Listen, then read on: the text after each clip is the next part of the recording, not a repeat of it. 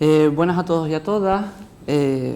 Antes de comenzar nuestra intervención, nos gustaría agradecer la posibilidad de estar aquí a Mariano Gambín, presidente de la Alliance Française de Tenerife, y a la jornada celebrada con este tema tan interesante como es el bon vivant.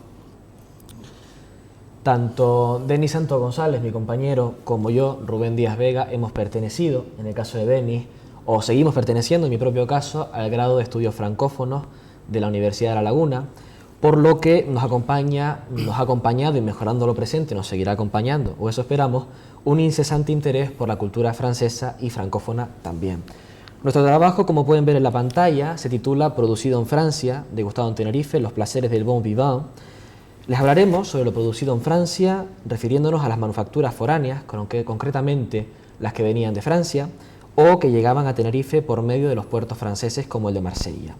Para delimitar nuestro trabajo, ya que el título es bastante amplio y general, debemos aclarar que solo haremos referencia a todos aquellos productos comestibles o bebibles, es decir, todos aquellos que tienen que ver con el buen comer y el buen beber de un bon vivant chicharrero. El bon vivant ha sido tratado en esta jornada desde las diferentes posiciones, pasando desde el antiguo régimen, desde el siglo XVII, pasando por el siglo XVIII y pasando por el siglo XIX.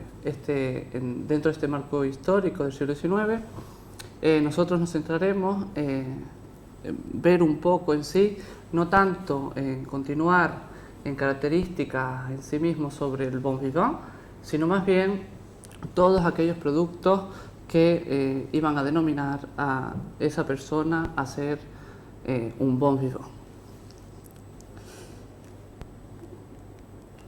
Como ven en pantalla, el marco histórico exactamente, vamos a partir desde la segunda mitad del siglo XIX, tomando en cuenta así 1852, con el nacimiento de la ley de los puertos francos, ya que los aranceles se disminuyen favoreciendo todo el comercio que viene de Europa hacia América, incluyendo también África.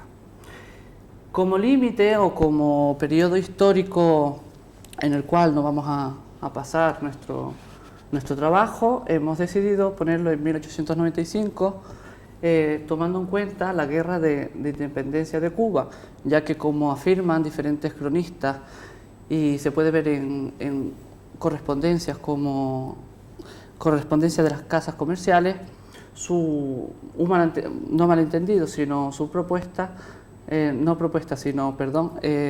la idea de que a partir de esta fecha ya el comercio desde Europa tiene diferentes problemas para llegar a América.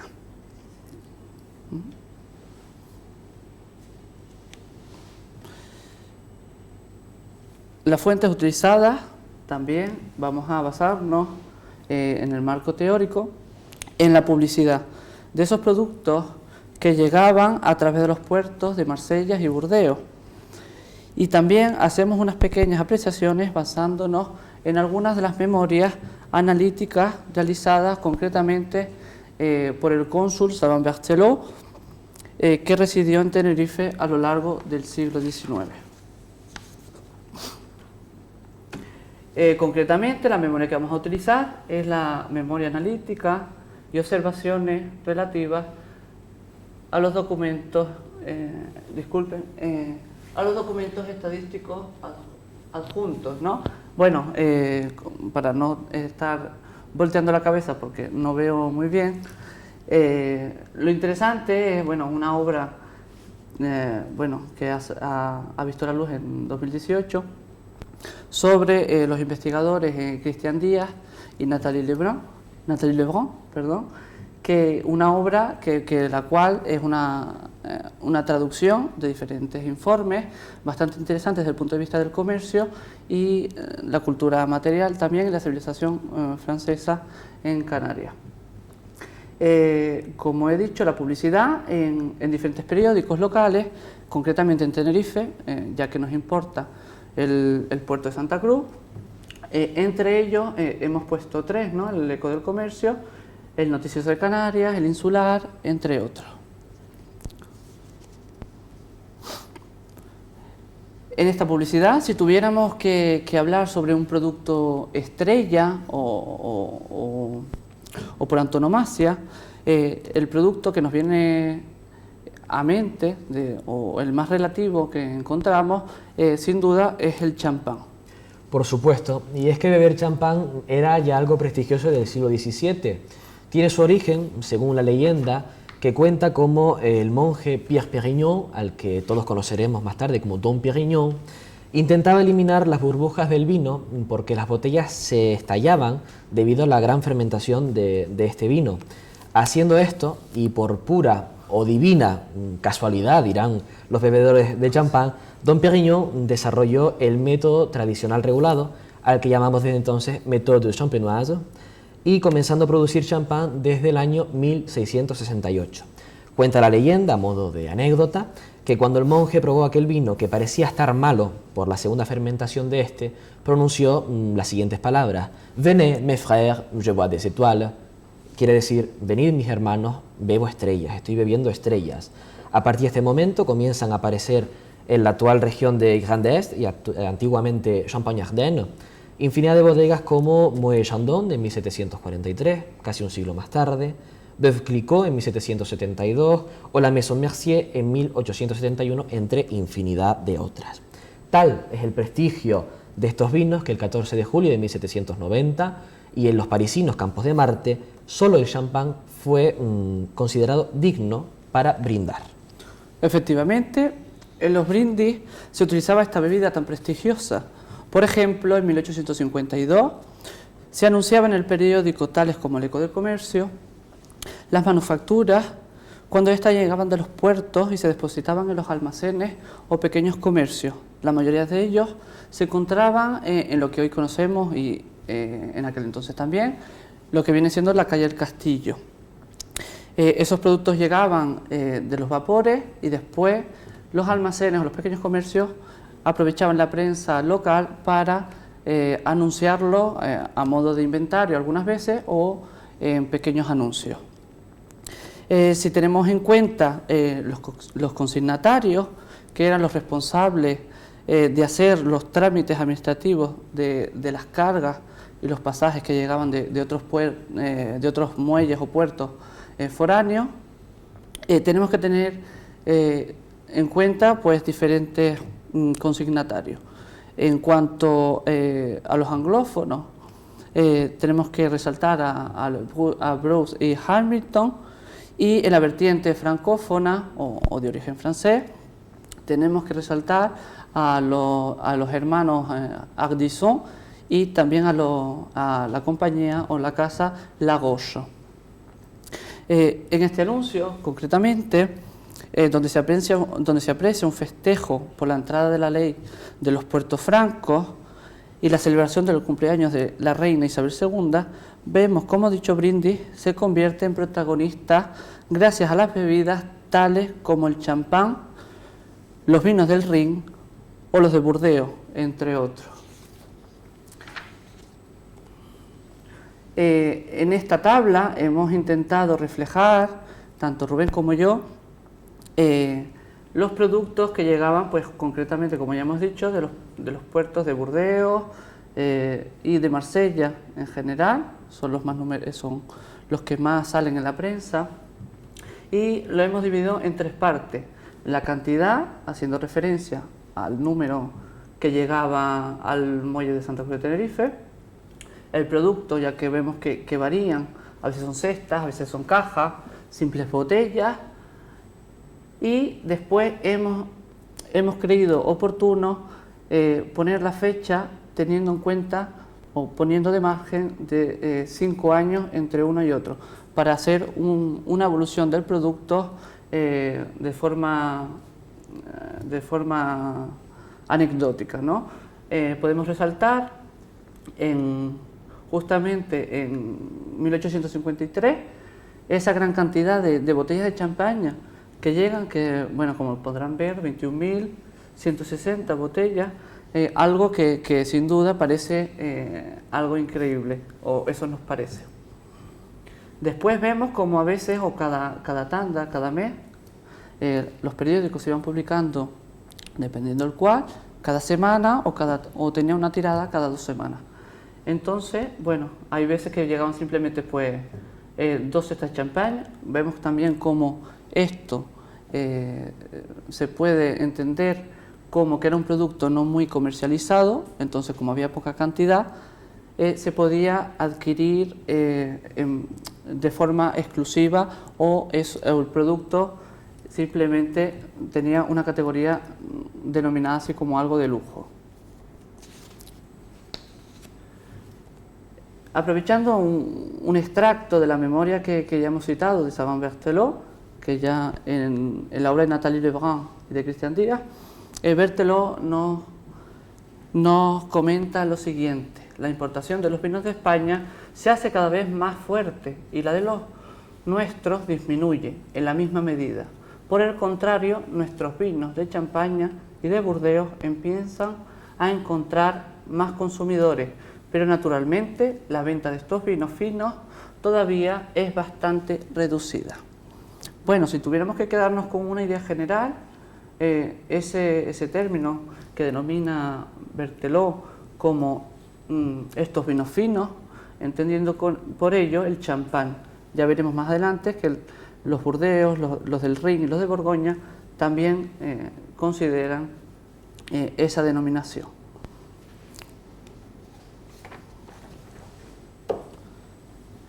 Bueno, en este anuncio de un menú datado de 1883, realizado en el Palacio de la Alameda, en un acto diplomático donde se encontraba el cónsul de Bélgica, Monsieur Desgans, el cónsul francés René Chasseriau, junto al representante de la prensa, el señor Estebanes, y el alcalde Luis Marín del Corral, junto a otras figuras representativas de la ciudad.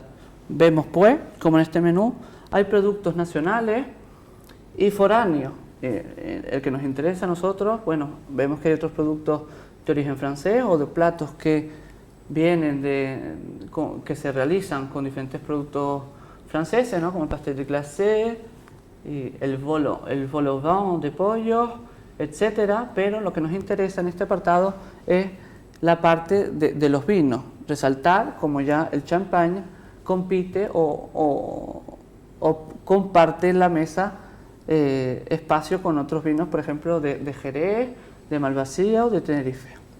Sí, y es que a los franceses les ha gustado siempre el vino, han sabido disfrutar de sus vinos y han sabido llevarlos por el mundo. Si bien Denis y yo podríamos hablar de toda la historia del vino, pues podríamos remontarnos a la época imperial romana, pero como esta conferencia no versa sobre este tema, bastante interesante también, les hablaremos del porqué del prestigio de los vinos franceses en el siglo XIX, como pueden ser los vinos de Borgoña o los de Burdeos. Ya en el siglo XIV, los duques de Borgoña, propietarios de numerosos viñedos, disfrutaron de una gran prosperidad económica, política y social, y así el vino empieza a convertirse en un elemento de prestigio, un atributo de poder y de riqueza, un símbolo de gusto, refinamiento y buen paladar. Para preservar esta reputación tan prestigiosa, los duques desarrollan por primera vez en la historia la primera política vitivinícola. En el año 1395 sería Philippe le Hardy, el rey Felipe II, el audaz de Borgoña, que redacta los principios de un viñedo de calidad, preocupado por la salud del consumidor. Como podrán ver en pantalla, les hemos traído un grabado del siglo XIX, de la prensa del siglo XIX, sobre cómo se hacía la vendimia, cómo se sacaba el mosto, precisamente en la zona de Borgoña. Y ahora nos vamos a otros vinos también muy conocidos, como pueden ser los de Burdeos. Por otro lado, y en cuanto a estos vinos, con el siglo XVIII comienza a haber un crecimiento comercial, exportando vino a Santo Domingo y a las Antillas Menores, y así como los Estados Unidos a partir del año 1787, esto en parte gracias a que Thomas Jefferson, tercer presidente de los Estados Unidos, o de las 13 colonias, como quieran llamarlo, fue embajador en París entre 1785 y 1789. A principios del siglo XIX comenzó una nueva edad de oro, La producción se duplica, las exportaciones se triplican y los ingleses comienzan a ser importantes compradores de los vinos de Burdeos. El vino de Burdeos se convierte en un vino fino, con cuerpo, a la par que equilibrado, afrutado y delicado, para el descanso buscado por la alta sociedad, no solo francesa, sino también internacional. Esta alta sociedad espera ansiosa esa producción de los caldos franceses. La producción llega a Tenerife para complementar los placeres del bon vivant. Como hemos visto en el último anuncio, que el champán era uno de los productos selectos para brindar, los vinos en concreto, los de uva tinta, como el Burdeos, también se consumía como bebidas foráneas preferidas por un selecto paladar. La mayoría de las veces simplemente se describía de qué puerto llegaba la mercancía y dentro se publicitaba el vino, sin ningún tipo de denominación.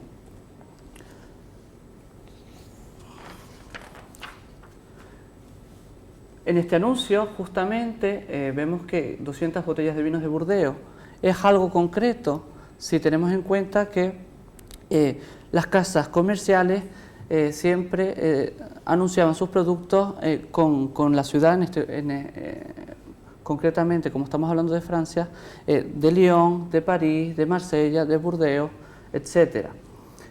Cuando hablamos de los vinos, tenemos que tener en cuenta, siempre basándonos en la prensa local, llega mucho vino general francés y en pocas ocasiones, como podemos ver, ese vino se denomina a partir de la ciudad o de la uva utilizada. Burdeos, por ejemplo, vemos que salvo en el 58, en el 53, al igual que hemos visto con el champaña y veremos con el coñac, que hubo un boom de estas mercancías alcohólicas llegadas a las Islas Canarias. Cuando van pasando los años, este consumo se ve un poco deteriorado. Si bien es cierto, nos basamos en la cantidad de productos que llegaban. Para terminar, con los caldos podemos nombrarlos del Rin, como se pueden encontrar en algunas publicidades o inventarios de los periódicos. Aquí, por ejemplo, vemos como vino del Rin en botellas, ¿no? No se determina, esto es un claro ejemplo, en muchos anuncios simplemente pues lo publicitan o lo anuncian teniendo en cuenta el vino pues del Rin, de Burdeos o de Borgoña, o simplemente vino francés, ¿no? Es como se categoriza estos vinos que llegan desde Francia, ¿no? Ya veremos que hay partes donde se exagera muchísimo y simplemente se les atribuye esta denominación, no de origen, sino nacional, para también aprovechar su prestigio, como algo novedoso, o exquisito, o selecto. Aprovechando el mismo anuncio, vemos también como hay otros productos que vienen de Francia, ¿no? Como puede ser el coñac, el champaña, que es muy interesante, categoriza en primera y segunda clase, ¿no? Como si la misma bebida, pues hay para primera o segunda denominación, vamos a decirlo así. Aquí tenemos otro claro ejemplo. Este es muy llamativo porque, bueno, esto es una lista de rifas que tiene lugar como que una familia para las fiestas o para festejos religiosos donan cada uno lo que tiene en su casa. Vemos aquí, por ejemplo, una familia cómo dona diferentes botellas de vino del Rin, ¿no? Una caja de botellas de vinos del Rin. Es muy curioso cómo estos productos tan selectos o tan novedosos también se regalan para determinadas rifas o bazares, no bazares como almacén, sino los bazares que se entendían también por aquella época, ¿no? Aquellos donde se hacía como una especie de, actualmente lo que entenderíamos como las tómbolas. Aquí tenemos otra rifa, muy interesante también, porque justamente son vinos del Rin. Pero no toda la importancia recaía en la elección de la uva para lograr buenos caldos. Un claro ejemplo puede ser el coñac, ya que esa sustancia bebida no depende tanto de la uva, sino cómo se destila. Por supuesto, como bien dice Denis, nos centramos más en la destilación o en una segunda destilación. El coñac durante el Renacimiento, el comercio del coñac empieza a dispararse gracias a un público no esperado, los holandeses que recorrían la costa atlántica en busca de sal y bueno, se fueron con sal y también con unas cuantas botellas de coñac, que nunca viene mal. En torno a los siglos XV y XVI, también los holandeses deciden destilar los vinos de la región una segunda vez para conservarlos mejor en el trayecto de Francia a Holanda. Y de ahí se obtendría el Bruilly, que se bebía con plantas aromáticas.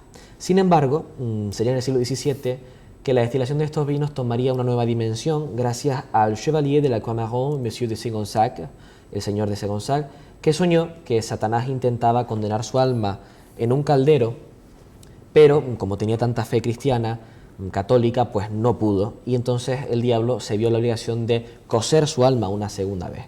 Cuando despertó del sueño, vio la idea muy clara y decidió cocer una segunda vez el Bruilly que habían hecho ya los holandeses.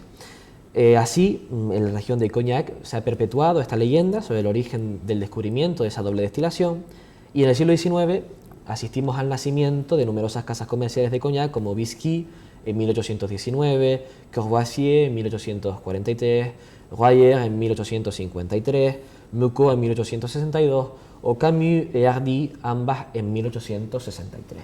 En Tenerife el consumo del coñac era algo asociado al buen beber, una bebida extranjera con una gran acogida en almacenes de la capital.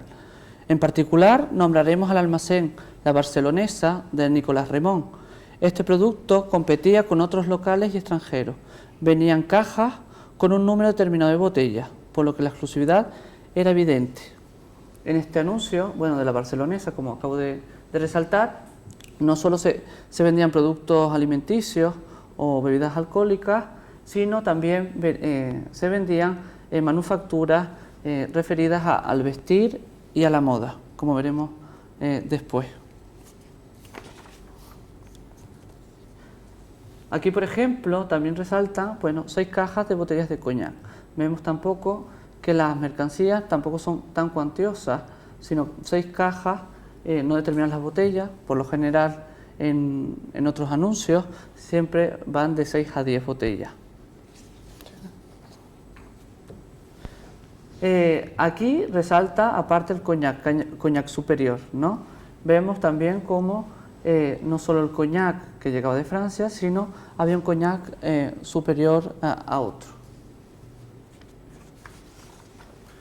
Este es el anuncio que ya hemos utilizado para referirnos a las grandes cantidades en 1853, donde vemos que el coñac junto al ron y otros licores se llevan el mayor número de productos comercializados en sí. También en cuanto a los licores podemos hablar sobre el exótico Curazao, compañero de bodegas de aguardientes tales como el anís. Exacto. Como bien decías, Denis, estas dos bebidas, el Curazao, que en la grafía española del siglo XIX se escribía curazado con Z, compartió bodega en esos vapores junto al anís. Estos vapores que ayudaron a complacer la delicada sed de la alta sociedad. El licor de Curazao, por un lado, aquí está, ya decía yo. El licor de Curazao es un licor de naranja con una graduación de entre 20 y 40 grados que se utiliza para preparar muchos cócteles actualmente y se considera generalmente un triple sec. Se utiliza normalmente para aromatizar soufflés, frutas refrescadas y se emplea en la composición de las crepes, por ejemplo. Su nombre procede de la isla de Curazao, una isla de las Antillas neerlandesas, y este licor está elaborado originalmente por los holandeses, que ya nombrábamos antes con el coñac, pues en el Curazao también tiene algo que ver, pues se hace con la cáscara de pequeñas naranjas verdes amargas que bien podríamos saber que venían de España. Por otro lado, encontraremos el anís, la anisette. Antiguamente, en el siglo XIX, algún anuncio, como tienen en pantalla, absinthe, la absenta, es un aguardiente. Curioso el nombre que se le da en francés, eau de vie, que si hacemos una traducción literal, agua de vida. ¿Por qué será? Elaborado con anís verde. Es un producto elaborado en frío a partir de aceites esenciales, de semillas de anís verde, agua, alcohol, destilado y azúcar. Y sin embargo, pese a su relevancia en las mesas francesas más exclusivas del XIX, debemos destacar la aparición del pastis, la bebida que ha refrescado las mediterráneas tardes de Marsella, de donde tantos barcos partían hacia el puerto de Santa Cruz de Tenerife. Cuando en Francia fue prohibida la absenta en 1916 y en el siglo XX, se reformula la receta del anís, introduciendo anís estrellado, anís verde y regaliz, añadiendo azúcar y así reduciendo el contenido al máximo permitido por la ley del año 16. Bebidas tan exóticas y exquisitas como las que nos ha descrito el compañero Rubén Díaz fueron consumidas también por un bon vivant tinerfeño. Aquí en este anuncio, por ejemplo, vemos como con otros productos franceses o la francesa, el arroz incluso, lino, cáñamo, también venía el anís verde, que bueno, después veremos cómo llega con otros licores. En cuanto el Valle de Taoro, es otro almacén o un pequeño comercio que también competía con la barcelonesa, y como podemos ver, justamente había traído lo que Rubén nos ha explicado del curazao, que vemos la grafía, el curazado, ¿no?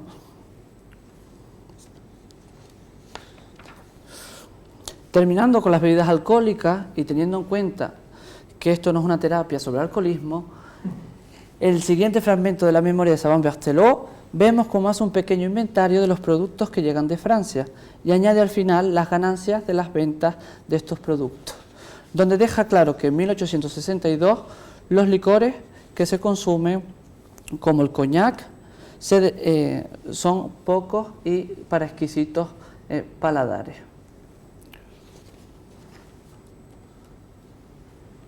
Y bueno, simplemente para que hemos puesto el anís verde y el curazao, dos fechas relativas a las memorias de Savant-Berthelot, y tampoco es que estos productos se comercializaran tan generales como el champagne, los vinos franceses o el coñac. Es como algo anecdótico, ¿no? Pero bueno, todo no va a ser beber, también hay que comer. Y en eso el bon vivant también tenía buena práctica. Muchos productos del comer destacaban en la llegada de los vapores de los muelles franceses. Entre ellos destacamos como novedad, dentro de la degustación, las sardinas de Nantes. Sí, porque la industria conservera de sardinas en aceite nace cerca del año 1820 de la mano de Pierre-Joseph Collin en Nantes. Rápidamente esta rama de la industria comienza a desarrollarse considerablemente en las costas bretonas y de la zona de la Vendée. La fabricación de conservas en pescado se convierte en una industria de masas por el volumen que ello conlleva, el volumen de negocio, beneficios obtenidos y aparte infinidad de actividades auxiliares que ello conlleva, como puede ser la pesca, la marina mercante, actividades portuarias, el comercio y el desarrollo urbano, creando así auténticas comunidades portuarias vivas. En la imagen pueden ver una industria de conservas en aceite de sardinas en la zona de Bretaña. Aquí la tienen. Bien, no es un éxito casual esto de las sardinas en aceite, que hoy nos parece un poco extraño, pues se construye sobre la base de conquistar el comercio no solo nacional, sino internacional, donde las conservas mejor preparadas, generalmente vendidas con el nombre del propietario, como nombré antes, por ejemplo, Collin, tuvieron un éxito sorprendente. Y por supuesto un punto especial a señalar, que es el carácter de lujo de las sardinas de Nantes. Son el resultado de una industria que, en palabras de los más expertos, proporciona a las clases acomodadas los medios para aumentar el lujo de las comidas y para disponer en todo momento de alimentos selectos que antes no se podían servir. Exactamente. Bueno, aunque hoy puede sorprendernos por tratarse de conservas, no hay que olvidar que en la segunda mitad del XIX conseguir un enlatado era conseguir un artículo de lujo. Pensemos que las condiciones en las que se transportaban estos productos alimenticios no son como los de la actualidad, por lo que los enlatados y los alimentos en conserva eran una forma muy apropiada para que estos alimentos mantuvieran su esencia. De ahí que no faltasen los inventarios escritos en la prensa que publicitaban las casas comerciales de Santa Cruz de Tenerife, como podemos ver en la tabla siguiente. Bueno, este anuncio también es muy relativo, como ofertan las sardinas de Nantes, ¿no? Como para para los gastrónomos, ¿no? Dale. Aquí también vemos cómo en un inventario llegado de un vapor de Marsella, vemos las sardinas de Nantes, 2 unidades, ¿no? O dos cajas de sardinas de Nantes. Tampoco son cantidades exacerbadas. Algo que nos puede sorprender más aún es el procedimiento de conserva que se realizaba con las ostras y las langostas. Este también se daba lugar en las fábricas conserveras de sardinas. No es de extrañar que, sobre todo a partir de la Revolución Industrial, estos mecanismos de comercio y de transporte se llevasen a la práctica en cierta medida de forma masiva y veloz. Sin duda, y es que en el caso de la ostra tenemos que destacar que Francia es el primer país productor y consumidor de ostras de Europa, con cuencas ostrícolas de renombre, donde no solo se consume la ostra fresca, como bien acaba de decir Denis, sino también la ostra en conserva. Y es que podríamos trazar un recorrido por les bassins ostrícoles, las cuencas ostrícolas, que nos llevaría desde la Aquitania, hasta la Normandía, encontrando hasta 6 denominaciones de origen distintas, empezando del norte hacia el sur: Normandía, con una ostra bastante carnosa y sabrosa; Bretaña, que disfruta de las mareas más vivas del mundo, lo que le da a la carne de la ostra una consistencia increíble; la Vendée, que desprende un sabor equilibrado con una carne firme y consistente; Charente-Maritime, se caracterizan por su grado de maduración, o eso dicen los más enterados en el tema, que otorga a la ostra Marennes-Oléron, el tipo de ostra dada en Charente-Maritime, un sabor a tierra marina, que dicen, y un gusto rico que se alarga en la boca. Arcachon, en la zona de la Aquitania, debemos destacar que es la primera cuenca ostrícola de Francia y proporciona embriones naturales casi prácticamente al resto de las otras 5 cuencas. Podemos saborear ostras con aromas delicados y refrescantes a hortalizas y cítricos. Y finalmente, la Mediterránea, firme, que ofrece un pequeño sabor de avellanas y una carne fina y delicada. En cuanto a las ostras y a las langostas, en la prensa no siempre se especifica si son frescas o en conserva. Esta última, en conserva, sería la más lógica y la más común, si tenemos en cuenta la travesía hasta llegar a Canarias. Pero no debemos confundirnos y pensar que es un producto de baja calidad, solo por el mero hecho de que sea una conserva. Eran productos selectos y para un público refinado, a la par que exótico, producto gourmet para un goloso como lo era el bon vivant. Además, como bien decías, Denis, la ausencia de productos frescos hace que se valorasen mucho los embutidos. Tendrán un lugar privilegiado en la mesa de un bon vivant tinerfeño de la época. Los embutidos exportados a Santa Cruz de Tenerife procedían de Lyon, una zona fresca y seca propicia para procesar este tipo de alimentos. Bien, en Lyon encontramos 2 tipos de salchichón. La Rosette, que es originaria de Beaujolais, una región situada al norte de Lyon, que la tienen señalada en el mapa, la ciudad de Lyon, que se elabora con una carne noble de cerdo, se introduce en una tripa natural, como cualquier chorizo o cualquier salchichón, se ata y se pone a secar durante una media de entre 2 y 6 meses. Un gusto franco y característico. El Jesús es el segundo elemento curioso de los salchichones de Lyon. Es más ancho, aunque más pequeño, se mete en una red, lo que le da una forma característica de pera, y para elaborarlo pues también se utiliza una mezcla de carne noble de cerdo con grasa, carne magra y grasa, y se deja secar durante varias semanas. No lleva tanta maduración como el anterior. El nombre de salchichón, Jesús, alude al niño Jesús envuelto en pañales, ya que recuerda esta figura. Tan ilustre será el salchichón de Lyon, aunque ustedes no lo crean, que también podríamos recordar el guiño que se hace en la Vuelta a la Galia. Astérix y Obélix adquieren salchichón en la conocida Lugdunum, hoy precisamente la ciudad de Lyon.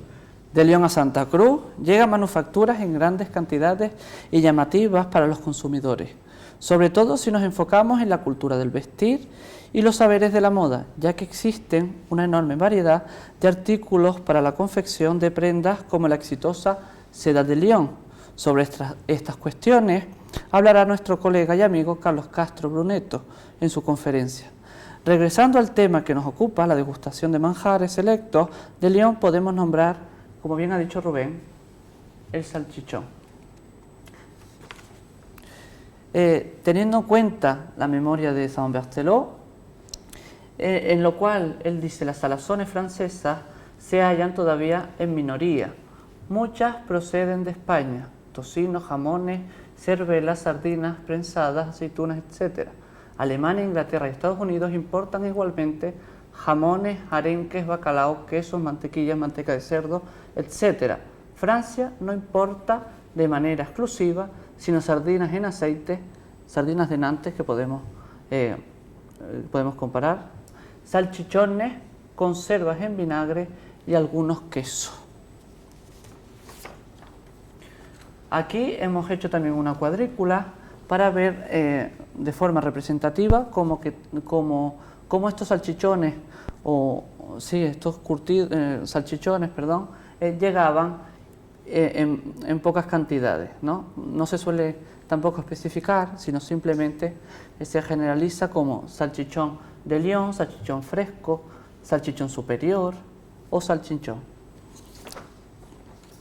Sobre los quesos, de forma sorprendente, también como nos dice Saint-Berthelot, podemos encontrarnos con una pequeña selección y consumo de ellos, teniendo siempre en cuenta la publicidad y los inventarios transmitidos a través de la prensa local.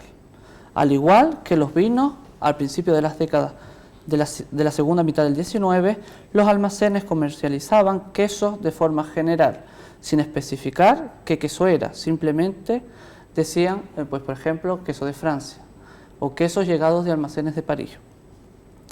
De forma particular, encontramos en pocos anuncios alguna tanda de mercancías que denominaban quesos tan famosos actualmente como podría ser el Roquefort, el Brie, el Gruyère u otros provenientes de Francia.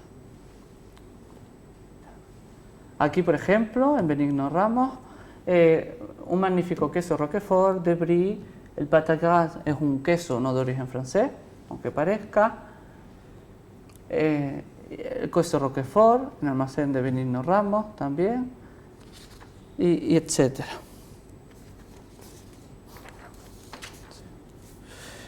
Enumerando a modo de miscelánea, productos anecdóticos también, como los quesos que no se comercializaban hasta ese entonces masivamente, podemos nombrar otros productos llegados de Francia.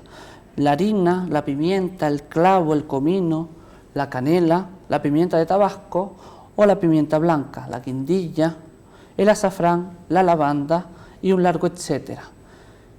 Esto no pone un punto en el acercamiento de los productos foráneos de origen francés, pero hemos intentado hacer una pequeña presentación general de algunos que llegaban.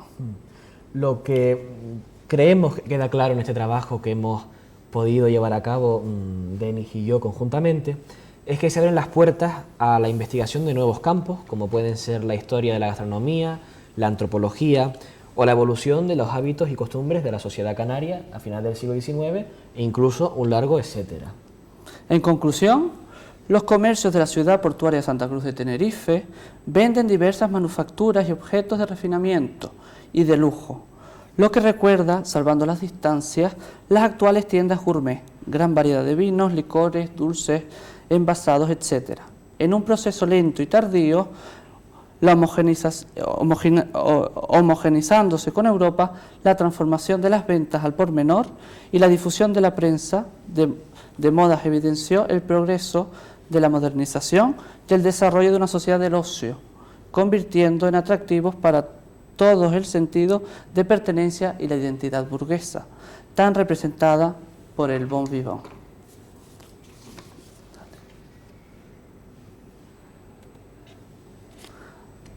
Aquí tenemos, las citas de la prensa, la bibliografía, etcétera, y la bibliografía utilizada en este trabajo. Nous vous remercions de votre attention. Muchísimas gracias.